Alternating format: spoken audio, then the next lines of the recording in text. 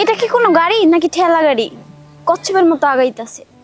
এই, আপনি ভালো মতো চালাইতে পারেন না? ম্যাডাম, এটা হলো প্রাইভেটের ভ্যান, এত মোটরওয়ালা ভ্যান না যে তাড়াতাড়ি যাবো। মোটর লাগাই নিলেই তো পারো। তুমি আদিম যুগে পড়ে রইছো কিসের জন্য? দেখো না লোকজন মোটরওয়ালা গাড়ি চালায়। ভাই, আমি এলাম গরিব মানুষ, এত টাকা কোন থেকে পামু? একটা মোটর লাগাবার গেলে আর ব্যাটারি সহ মনে করি 70-80 হাজার টাকা লাগে। কেন কামাই করো না? ও, কামাই যেটি করো সবগুলাতে গাঞ্জা খাও না? ভাই, বাজে জিনিস আমি খাই না। আমার বউ কয় আমার পায়ে হ্যাঁ বলে খুব সুখী। এই, এখানে কি ফ্যামিলি ড্রামা চলতেছে? আপনি কি যাবেন নাকি আমি নেমে যাব? কি হলো, দাঁড়ায় রইছো কেন? সামনে গাও, তাড়াতাড়ি যাও।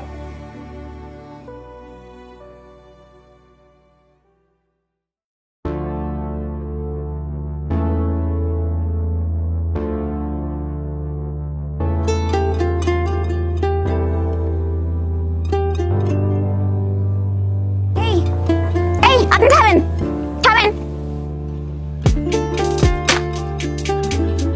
কি ব্যাপার, তোমার কি হলো? হ্যাঁ, দেখতেছো না কি হয়েছে? কি গাড়ি নিছো একটা, কচ্ছপের মতো চলতেছে। এভাবে চললে কি আমরা পৌঁছাতে পারবো? তোমাকে না বলছি একটা অটো রিকশা নিতে, তা না নিয়ে নিছো একটা ঠেলা গাড়ি। আহা শান্ত হও, উত্তেজিত হও না। বুঝতেই তো পারছো আমরা একটা প্রত্যন্ত গ্রাম থেকে এসেছি, ওখানে তো এই গাড়িটা পাওয়াই মুশকিল। আমি আর এই গাড়িতে যাব না। ম্যাডাম, এনে তো আমার এই গাড়ি ছাড়ার গাড়ি পাইবেন না। এই, আপনি যদি এইভাবে গাড়ি চালান আমরা তো সারাদিনেও পৌঁছাতে পারবো না। আপনার সমস্যা কি?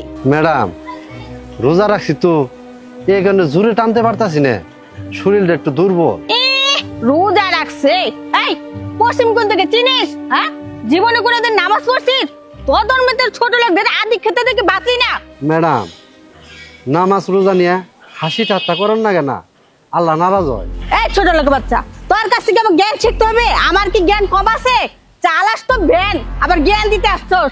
ম্যাডাম, জ্ঞান এমন একটা জিনিস ছোট বড় সবার কাছ থেকে নেওয়া যায়। ভ্যানালা বাচ্চা কত বড় সাহস আমাদেরকে জ্ঞান দিচ্ছে। এই, তুমি দাঁড়িয়ে দাঁড়িয়ে কি দেখছো? দেখছো না আমার মাকে অপমান করে কথা বলছে? বাচ্চা, তোর কত বড় সাহস আমার ফ্যামিলি মেম্বারদের সাথে বেয়াদবি করিস? এই চুপ, চুপ। স্যার, আমি রোজাদার ব্যক্তি, রোজাদার ব্যক্তিরে মারেন না স্যার, স্যার মারেন না। এই চুপ, ফকিন্নির বাচ্চা, তোর কত বড় সাহস আমার ফ্যামিলি মেম্বারদের সাথে বেয়াদবি করিস? স্যার মারেন না স্যার, সত্যি কথা যেটা ওইটাই তো কইছি আমি। তোর সত্যি কথার তুষ্টি মারি। স্যার, স্যার জামাই বাবা দাও, আরো দুটা বেশি দাও। ভদ্রলোকদের অপমান করে না, জন্মের শিক্ষা দেয়া দরে। একদম বালুর ভিতরে পুঁতে ফেলো। তোর কত বড় সাহস? কত বড় সাহস? অমানুষের মধ্যে মারতেছেন কেন? মারবো না, কি করবো? হ্যাঁ, আর যত বড় মুখ নয় তত বড় কথা আমার ফ্যামিলি নিয়ে কথা বললে। পুরা মানুষ তাকে মারতেছে কেন? কারণ কি? মারতাছি কেন জানেন? সামান্য একজন বেনালা হয়ে আমাদের জ্ঞান দিতে আসে, আমাদের নাকি ওর দিকে জ্ঞান কম। এই থামেন আপনি, আমরা দুইজন ওইখানে বসে সবকিছু দেখছি। এই বুড়ো মানুষটাকে মারতেছেন কেন?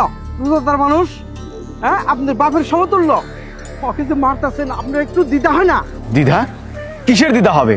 যার কোনো কমন সেন্স নাই, কাদের সাথে কিরকম ব্যবহার করতে হয় সেটা জানে না, তাকে আর দুগা বেশি দেওয়া উচিত। গায়ে জোর আছে তো, সেই জোরে আপনাদের বিবেক অন্ধ হয়ে গেছে। দেখেন, শক্তি আল্লাহ সবাইকে দিছে, কিন্তু এই মজলুমদের উপর প্রয়োগ করতে নাই। এই মজলুমদেরই আল্লাহ ভালোবাসেন, আর জান্নাতে গেলে এই মজলুমরাই আগে যাবে। আচ্ছা ভাই, আপনাদের দেখে তো শিক্ষিত লোকই মনে হচ্ছে। ছোটবেলায় আদর্শ লিপির বই পড়েন নাই? সেখানে খুব সুন্দর করে লেখা আছিল, সৎ সঙ্গে সর্ববাস, অসৎ সঙ্গে সর্বনাশ। আপনার তো মনে হচ্ছে না সঙ্গ ভালো ছিল। একটা কথা আছে না, জন্ম হোক যথাতথা, কর্ম হোক ভালো। এদের জন্মটা যে কোথায় ছিল তাতে কর্মেই বোঝা যায়। ভাই, আপনি মনে খুশি নিবেন না। হ্যাঁ স্যার, আমি উদর হয়ে আপনার কাছে ক্ষমা চাচ্ছি। আপনি ক্ষমা চাইেন না, আসলে ওরা তো বুঝে নাই, ওরা আমাদের মনে বয়স হোক তাইলে ঠিকই বুঝবে। কাকা, আপনি আমার মাফ করে দেন, আমার অনেক বড় ভুল হয়ে গেছে। আসলে রাগের মাথায় আপনার গায়ে হাত তুলে ফেলছি, আপনি আমার ক্ষমা করে দেন। আচ্ছা কাকা, আপনি ভ্যানে বসেন, আপনার আমি নিয়ে যাইতেছি। আরে বাবা, এইটা কি কইতাছো? তোমরা বসো, আমি নিয়ে গেতেছি। না কাকা, কিছু হবে না, আপনি বসেন, আমি চালায় নিয়ে যাচ্ছি। তোমরা উঠো উঠো।